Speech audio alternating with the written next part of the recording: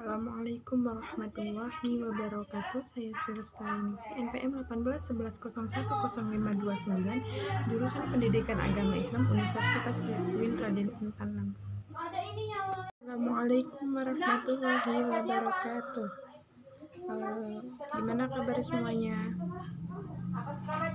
Alhamdulillah kita masih diberi kesehatan dalam pertemuan kali ini. Nah, jadi sebelum kita mulai pelajaran pada pertemuan kali ini, lebih baiknya kita membaca doa terlebih dahulu. Siapa ketuanya? Baca doa terlebih dahulu.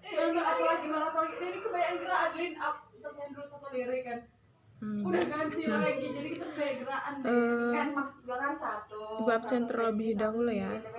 Ada yang tidak berangkat atau berangkat semua? Siapa yang nggak berangkat? Sakit ya? Baik, jadi pertemuan kali ini kita akan membahas tentang materi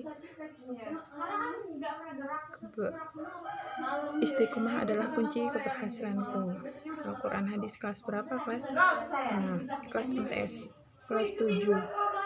Nah, sebelumnya Ibu akan bertanya.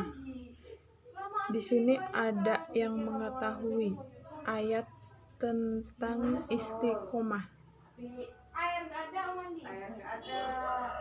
Coba dibaca. Ya, jadi ayat tentang istiqomah itu ada di dalam Quran surat Al-Ahqaf ayat 13 yang berbunyi Innalladzina qalu rabbunallaha tsumastaqamu fala khaufun 'alaihim wala hum yahzanun.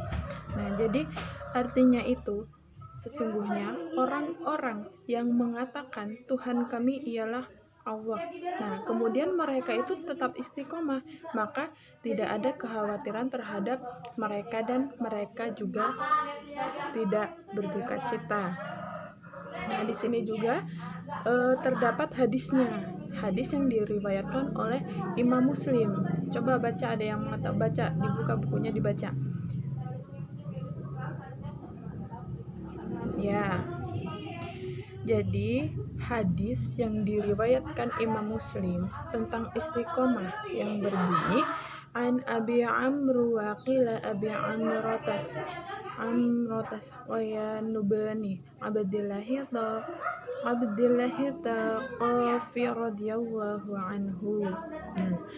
Di sini Abu Sofyan bin Abdullah itu telah berkata, wahai Rasulullah, tak akan dapat menyampaikannya kepada mereka kecuali kepadamu.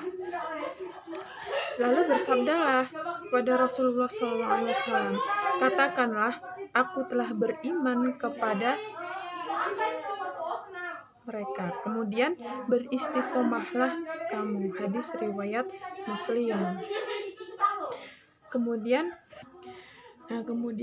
dari kedua dalil nakli tersebut itu sangatlah identik. Karena apa? Keduanya itu mengajarkan pentingnya sikap istiqomah kepada kebenaran sehingga tidak adanya alasan bagi kita untuk mengamalkannya dalam kehidupan kita. Jadi istiqomah itu sangat berpengaruh kepada keberhasilan kita dalam kaitannya dengan dakwah. Maka sikap istiqomah itu mutlak sangat diperlukan untuk berbuat baik dan dapat menyebarkan kebaikan. Jadi misalnya gini, jadi istiqomah